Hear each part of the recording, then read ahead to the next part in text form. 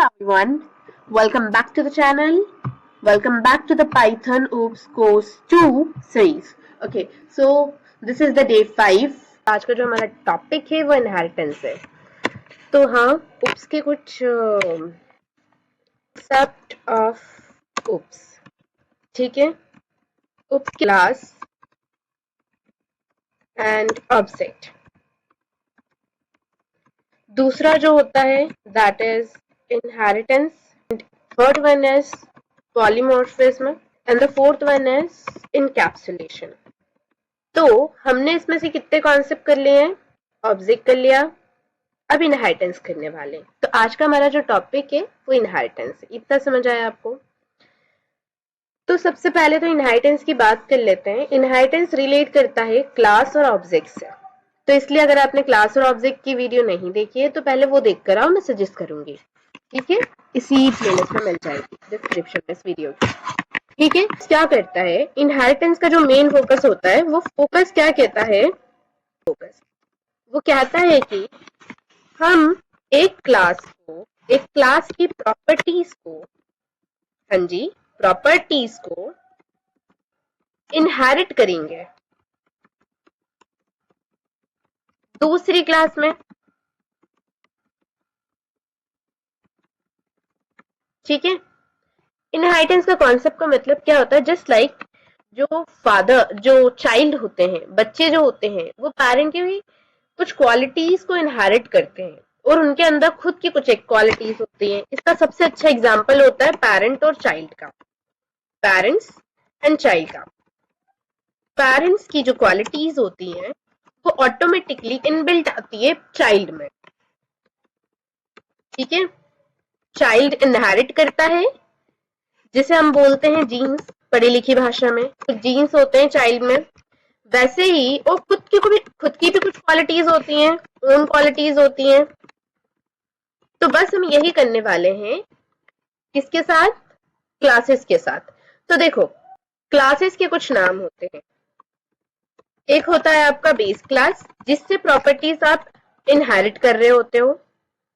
ठीक है, अब इस बेस क्लास को आप बोलते हो क्या? पेरेंट क्लास बोल सकते हो, सुपर क्लास बोलते हो. ठीक है, अब फिर उसके बाद दूसरा जो होता है चाइल्ड क्लास, और अब बोल सकते हो क्या? यू कैन से दैट सब क्लास.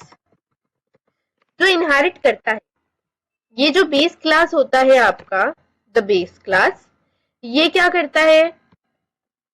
जो बेस क्लास होता है वो क्या कर रहा होता है?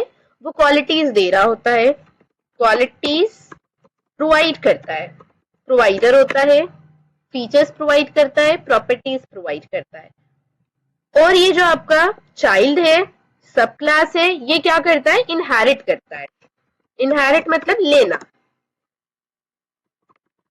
ठीक है, इनहेरिट करता है प्रॉपर्टीज को. कौन सी प्रॉपर्टीज को? इन्हीं सब प्रॉपर्टीज को ये इनहेरिट करता है. Simply this is called child class, सब क्लास. ठीक है, इसको चाइल्ड क्लास, सब क्लास कहते हैं, इसको बेस क्लास, पेरेंट क्लास कहते हैं. इतना समझ आया? चलो, सवाल ये आता है कि हमें जरूरत क्यों पड़ गई इनहेरिटेंस की, right? Why do we need inheritance? And दूसरा क्वेश्चन ये है कि इसी चीज का आंसर जो मैं दूंगी उसको आप क्या बोल सकते हो? उसी को आप बोलोगे यूज ऑफ इनहेरिटेंस, या आप इसमें लिख भी सकते हो. ठीक है, उसको रीयूज करना. देखो, एक क्लास से एक क्लास, सुपर क्लास में, सुपर बोलो या फिर आप बोल सकते हो पेरेंट क्लास में. पेरेंट क्लास में फीचर, मेन फीचर आपने क्या करा? पेरेंट क्लास में मेन फीचर डिफाइन कर दिए, और वही की वही सारे के सारे जो मेन फीचर थे वो किसने 5-6 अपने सब क्लासेस बनाई और उससे इनहेरिट करवा दिया. तो आपको क्या कोड रीयूज करना पड़ा बार बार? नहीं. कोड को बार बार लिखना पड़ा क्या? ओवर रिटर्न करना पड़ा? नहीं करना पड़ा. और वही कोड को आप रीयूज कर पा रहे हो, और वो भी अलग अलग फॉर्म में, राइट? उसके कुछ एक्स्ट्रा कोड के साथ इन क्लासेस में. That is called code reusability. Code reuse हो रहा है. फिर दूसरा आता है आपका मेंटेनेबिलिटी. मेंटेनेबिलिटी मतलब क्या? अगर आपको कुछ चेंज करना है तो आप चेंज कर दोगे किसमें? पेरेंट क्लास में. पेरेंट में चेंज करोगे ऑटोमेटिकली चेंज हो जाएगा किसमें, सारी की सारी ऑल सब क्लासेस में, या फिर आप क्या बोलते हो उसको, चाइल्ड क्लास में। ठीक है, तो इसमें अपडेशन बहुत ज्यादा इजी हो जाता है, इसलिए मेंटेनेबिलिटी भी मेंटेन हो रहा है। ठीक है, इजी मेंटेनेंस हो रहा है। फिर आता है आपका एक्सटेंसिबिलिटी। एक्सटेंसिबिलिटी का मतलब क्या हो रहा है यहाँ पर कि न्यू फीचर ऐड करना है, न्यू फीचर ऐड करना है, पर पुराने फीचर भी चाहिए, पुराने फीचर भी चाहिए। तो इस केस में आप क्या करते हो, पुराने फीचर ले लेते हो किससे, पेरेंट क्लास से, और नए फीचर ऐड कर देते हो किसमें, नए फीचर आप ऐड करते हो आपकी चाइल्ड क्लास में। तो इस तरह से आप एक्सटेंड कर सकते हो फीचर्स को, किसके थ्रू, चाइल्ड क्लासेस के through, without changing the code again and again. ठीक है, जो सब क्लास रहेगी वो आपकी ऐसे ही रहेगी, और चाइल्ड क्लासेस बनाते जाओगे और उस कोड को ऐड करते जाओगे उसमें फीचर के अकॉर्डिंग, और जो फीचर आपको पेरेंट क्लास से चाहिए होंगे आप वो इससे ले लोगे। इतना समझ आया आपको। अब आते हैं हम नेक्स्ट टॉपिक पे, दैट इज अवॉइड डुप्लीकेसी। देखो अवॉइड कैसे कर रहा है, अगर आप एक कोड पेरेंट क्लास में नहीं लिखते, नहीं लिखा आपने, तो आपको क्या करना पड़ता, हर एक चाइल्ड क्लास में वो कोड को बार बार लिखना पड़ता, अगेन ओवरराइड करना पड़ता। ठीक है, तो उस ओवर रिटर्न से आप बच रहे हो। ठीक है, बार बार लिखने की मेहनत से बच रहे हो, तो डुप्लीकेशन खत्म हो रहा है, एक एक कोड को बार बार लिखना, डुप्लीकेसी खत्म हो रही है यहाँ पर। फिर आता है नेक्स्ट आपका पॉलीमॉर्फिज्म सपोर्ट करता है। देखो पॉलीमॉर्फिज्म तो एक पहले तो कॉन्सेप्ट होता है, जैसे कि मैंने बताया आपको, उसका कॉन्सेप्ट है और अच्छा खासा बड़ा सारा कॉन्सेप्ट है, इस पर पूरी की पूरी वीडियो बन जाएगी। पर एक छोटा सा बेसिक सा आइडिया दे देती हूँ आपको कि पॉलीमॉर्फिज्म क्या होता है, कि सेम मेथड नेम से अलग अलग क्लासेस बनाना, अलग अलग मेथड बनाना अलग अलग क्लासेस में, और आप क्या करते हो, उन सारे के सारे मेथड्स को ओवरराइड कर पाते हो। मतलब देखो सिंपल सा है, अगर मैंने एक मेथड बनाई, कौन सी, स्पीक नाम की मैंने एक मेथड बना दी। ठीक है, अब उस स्पीक नाम से मैंने मेरी जो मेथड है उसमें उसको किसमें, एक डॉग नाम की क्लास में, क्या ये क्लास है, डॉग नाम की क्लास में इनहेरिट करवाया। ठीक है, और एज इट इज मैंने स्पीक को एक और चीज में इनहेरिट करवा लिया, दैट इज डक नाम की। ठीक है, और फिर उसके बाद मैंने उस स्पीक मेथड को किसमें, एक और क्लास में ऐड करवाया, दैट इज कैट नाम की। अब देखो, और ये जो स्पीक नाम की मेथड है, the method it is, right, ये जो मेथड है ये किसमें डलवाई है मैंने, ये मैंने डिफाइन करी है एनिमल नाम की क्लास में। ठीक है, अब देखो अगर हम डॉग की बात करें तो वो बोलता है, डक की बात करें वो भी बोलती है और कैट भी बोलती है, लेकिन डॉग क्या करता है, बाक करता है। डॉग का साउंड कैसा है, डॉग का साउंड है बाक करना, राइट, तो यहां लिख देते हैं बाक। और जो डक है उसका साउंड कैसा आता है, वो क्वॉक करती है, राइट, क्वैक करना। एज इट इज जो आपकी कैट होती है उसका, वो स्पीक करती है तो वो क्या साउंड निकालती है, वो साउंड निकालती है मियाओ का। ठीक है, तो यहां लिख देते हैं आप मियाओ। पर तीनों की तीनों कर क्या रहे हैं, सेम काम कर रहे हैं, स्पीक करना। तो हमने सेम, अब हम अगर इनहेरिट करवाते और इस सेम मेथड का नाम अलग अलग करते तो क्या बाक मेथड रखते, क्वॉक रखते, मियाओ रखते, नहीं ना। इससे तो सामने वाला कंफ्यूज हो जाता अगर आपका प्रोग्राम किसी और के इंसान के पास चले गया, राइट। तो हमने क्या करा, इजी बनाने के लिए हमने उसी मेथड को ओवरराइड करा डॉग में, और उसके अंदर का कोड बदलकर बाक कर दिया, ओवरराइड करा डक में, और उसके अंदर का कोड बदलकर क्वाक कर दिया, और कैट में म्याऊ कर दिया। ठीक है, इस तरह से आप पॉलीमॉर्फिज्म का मतलब होता है एक ही मेथड को अलग अलग तरीके से काम करवाना, काम कर सकती है। Same name of the method can work differently in a different classes. Okay, तो इस तरह से क्या हो रहा है, पॉलीमॉर्फिज्म को भी ये सपोर्ट कर रहा है, मेथड ओवरराइडिंग यहां से आता है। ठीक है, इतना समझ आया आपको। ये मैंने आपको बता दिया यूज ऑफ इनहेरिटेंस और why do we need inheritance, ये दोनों का क्वेश्चन का आंसर एक ही है, ठीक है। तो अगर लिखना हो तो लिख लो, ठीक है। चलो अब मैं आपको बताती हूँ सिंटेक्स। तो देखो सिंपली ओके, जो सिंटेक्स होता है वो क्या होता है, क्लास बना लो, सबसे पहले बनाओगे क्या, पेरेंट क्लास, ठीक है। पेरेंट क्लास बना लिया फॉर एग्जांपल, और पेरेंट क्लास कैसे बनाते हैं, क्लास कीवर्ड यूज करोगे और उसके अंदर सी क्या रखोगे, स्मॉल में रखोगे, फिर कुछ भी नाम रख दोगे, क्लास का नेम, ठीक है, क्लास डैश नेम, और उसके अंदर कुछ मेथड वेथड डिफाइन कर दोगे, मेथड डिफाइन कर देना, और फिर आप बनाओगे एक क्लास, कौन सी क्लास बनाओगे अब आप, सब class, that is child class, ठीक है, चाइल्ड क्लास बनाओगे आप, और उस दोनों कैसे बनाएंगे आप, उसको भी क्लास से डिनोट करोगे और चाइल्ड क्लास का भी कुछ नाम रख दोगे, ठीक है, क्लास डैश नाम रख देते हैं, और इसको आप ब्रैकेट लोगे और इसके अंदर क्या रखोगे, वो क्लास जो आप एज अ पेरेंट इनहेरिट करना चाहते हो, जिसके फीचर इनहेरिट करना चाहते हो, एक्सटेंड करना चाहते हो, that is the parent class, उस क्लास का यहाँ पर नाम लिखोगे, ठीक है। तो कैसे लिखेंगे हम उसका क्लास का नाम, यहाँ लिख देते हैं, जैसे कि हमने यहाँ पर इसका नाम रखते हैं पहले तो 1, ठीक है। अब ये सेम नेम यहाँ पर लिख देंगे, क्लास नेम, क्या लिख रहे हैं, ये किस चीज का नेम है, पेरेंट क्लास का नेम है, तो यहाँ पर सिंपली पेरेंट क्लास का नेम लिखते हैं, ठीक है। और फिर उसके बाद आप क्या करोगे, कोई सी भी मेथड ले लो, मेथड डिफाइन कर दोगे।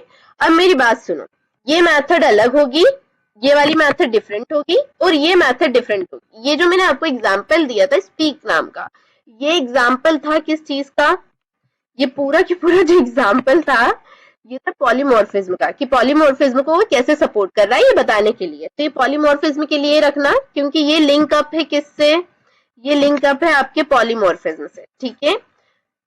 बट अभी हम सिंगल इनहेरिटेंस की बात कर रहे हैं, तो उसमें आप अलग अलग मेथड डिफाइन करेंगे, ठीक है। अब एक और चीज समझ लो कि इनहेरिटेंस कितने टाइप का है। तो इनहेरिटेंस होता है, एक हायरार्किकल इनहेरिटेंस होता है, एक सिंगल इनहेरिटेंस होता है, एक मल्टीपल इनहेरिटेंस होता है, these are the few most important inheritance. एक मल्टी लेवल इनहेरिटेंस होता है, एक हाइब्रिड भी होता है, lot of type of inheritance, ठीक है। ये मैंने एक ओवरव्यू दिया है, हम इस पूरे के पूरे टॉपिक पे एक अलग से वीडियो बनाएंगे, ओके। हर एक टाइप की इनहेरिटेंस, उसके बेनिफिट्स, उसके फीचर्स, और वो कैसे काम करता है, और उसका कोड, इस पर हर एक टाइप पर हम एक अलग वीडियो बनाएंगे, सेपरेट वीडियो बनेगी। बस ये मैं आपको ओवरव्यू देना चाहती थी, ठीक है, इनहेरिटेंस का। और इनहेरिटेंस का सबसे सिंपल फॉर्म देख रहे हैं हम, ठीक है, एग्जाम्पल में इनहेरिटेंस का सबसे सिंपल फॉर्म। तो हाँ, अगर आपको क्या चाहिए,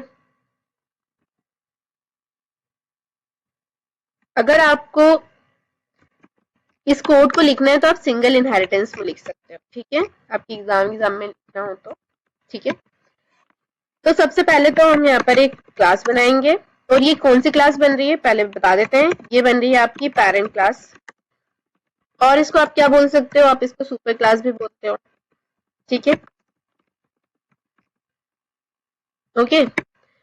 अब पेरेंट क्लास बनाएंगे तो क्लास ले लेते हैं, एक एनिमल नाम की क्लास बना लेते हैं। हाँ देखो, याद रखना हमेशा पेरेंट क्लास में आप ब्रैकेट्स का यूज नहीं करते हो, वो सिंपल जैसे क्लास बनती है वैसे ही बनेगी, ठीक है। अब इधर आ जाओ, यहाँ पर एक फंक्शन बना लेते हैं डेफ ईट नाम का, हाँ ईट नाम का फंक्शन बना लेते हैं। ये लीजिए फंक्शन बन गया। फंक्शन में क्या कौन से कीवर्ड यूज होता है, सेल्फ कीवर्ड जरूरी है, क्योंकि ये क्या बन रही है, क्लास के अंदर अगर कोई सा फंक्शन बनता है तो उसे आप क्या कहते हो, मेथड कहते हो। So this is the method, और मेथड में जरूरी होता है सेल्फ कीवर्ड, ये क्या ऑब्जेक्ट पास करने के लिए होता है। अब यहाँ पर लिखेंगे हम प्रिंट, वो प्रिंट भी लिखवा देते हैं सिंपली ईटिंग, ठीक है, ईटिंग ये लिखवा देते हैं, और ये ठीक है। अब हम बनाते हैं एक नई क्लास, ये बना ली हमने क्लास, और एक बना लेते हैं डॉग नाम की क्लास, ठीक है। अभी क्योंकि चाइल्ड क्लास है इसलिए इसके अंदर ब्रैकेट लग रहे हैं, और इसके अंदर आप किसको इनहेरिट करवाओगे, आपके पेरेंट क्लास को। इसको हमने क्या कर लिया, इनहेरिट कर लिया है, ठीक है, ये आ गया। अब आगे क्या करोगे, एक कीवर्ड एक बना दो आप। तो यहाँ पर हम स्पीक नाम की एक मेथड बना रहे हैं, ठीक है। इसमें भी आपको लिखना पड़ेगा क्या, सेल्फ कीवर्ड यूज करना पड़ेगा। अब देखो यहाँ पे क्या प्रिंट करेंगे, डॉग क्या करता है, बात करता है, बार्किंग। ये लीजिए, एक मेथड ये बन गई। अब उसके बाद हम बनाएंगे क्या, ऑब्जेक्ट बनाएंगे। अब देखो ऑब्जेक्ट बनाते टाइम याद रखना है कि आपको ऑब्जेक्ट किसका बनाना है। You will create object of child class. याद रखना हमेशा पेरेंट क्लास का ऑब्जेक्ट क्रिएट करोगे तो वो सिर्फ इतना ही काम आएगा, वो नहीं इनहेरिट कर रहा है। पेरेंट, देखो ये चीज समझने वाली है जो आपको समझना चाहिए, याद आया तो बोल देती हूँ। Parent class isn't inheriting child class. देखो पेरेंट के अंदर फीचर नहीं होते हैं चाइल्ड के। पेरेंट चाइल्ड से कुछ भी जीन्स विन्स इनहेरिट नहीं करती है। चाइल्ड होते हैं जो वो इनहेरिट करते हैं पेरेंट से जीन्स। समझ में आया? किसके पास जाते हैं? चाइल्ड के पास जाते हैं जीन्स। किसके जीन्स जाते हैं? पेरेंट के जीन्स जाते हैं, राइट, ना कि पेरेंट के पास। जो पहले आया है वो इनहेरिट करता है, पेरेंट उसके पेरेंट्स से इनहेरिट करते हैं, ठीक है। तो इसीलिए आपको ऑब्जेक्ट किसका बनाना है? आपको ऑब्जेक्ट बनाना है आपके चाइल्ड क्लास का, ताकि उससे आप एक्सटेंड कर पाओ। एक्सटेंड का मतलब होता है लेना। क्या ले पाओ? फीचर ले पाओ एनिमल क्लास की प्रॉपर्टीज और उसके मेथड्स को। तो यहाँ पर ऑब्जेक्ट कैसे बनेगा? जैसे कि मैंने D1 नाम का ऑब्जेक्ट बना लिया है। किसका बना रही हूं मैं? डॉग का, ठीक है। और इस तरह से ऑब्जेक्ट बन जाएगा। देखो यहाँ पर कोई डालने की जरूरत है? नहीं डालने की जरूरत है, ठीक, क्योंकि मैंने कोई लिया ही नहीं है इसमें। इस मेथड में मैं मतलब मैंने यहाँ पर कोई इनिट नाम की मेथड बनाई है, इसमें नहीं बनाई है, इसलिए मुझे यहाँ पर कुछ लिखने की जरूरत नहीं है। और अगर और अब नहीं बनाई है तो बाय डिफॉल्ट ऑटोमेटिकली कॉल हो जाएगी। ये आज का मुद्दा नहीं है फिलहाल। day1 डॉट, अब मैं किसको करूंगी? मैं इस मेथड को कॉल कर रही हूँ। किसके ऑब्जेक्ट से कर रही हूँ? इस क्लास के ऑब्जेक्ट से, ना कि इस क्लास के, ठीक है, इतना याद रखना। अब मैंने इस क्लास के ऑब्जेक्ट से कॉल करा किसको? ईच मेथड को। फिर उसके बाद मैं इसी ऑब्जेक्ट से कॉल कर रही हूँ। किसको कॉल करूंगी अब मैं? स्पीक मेथड को, ठीक है। अब इसको रन करके देखते हैं। ओके, दिख नहीं रहा था। ईटिंग, बार्किंग आ गया, इसने पेरेंट का भी यूज करा। अब देखो, अब मैं तुम्हें बताती हूँ क्या। इसको करते हैं हम सबको खत्म। अब हम ना A1 नाम का एक ऑब्जेक्ट बनाते हैं, ठीक है। किससे? एनिमल मेथड से, ठीक है। अब उस A1 मेथड से हम ईट को कॉल करते हैं, ठीक है। और उस A1 मेथड से जिस तरह से हमने डी का काम करा था, वैसे ही डॉग क्लास की मेथड को भी कॉल करते हैं, दैट इज स्पीक। और देखते हैं अब क्या होता है, ठीक है। चलिए रन करते हैं। Let's see what happened. क्या दिया उसने? Error, animal object has no attribute speak. क्यों होगा उसके पास? उसने इनहेरिट करा है क्या? यही मैं आपको समझाना चाहती थी, जो मैंने आपको करके दिखा दिया, ठीक है। इतना समझ आया? So that's all for today.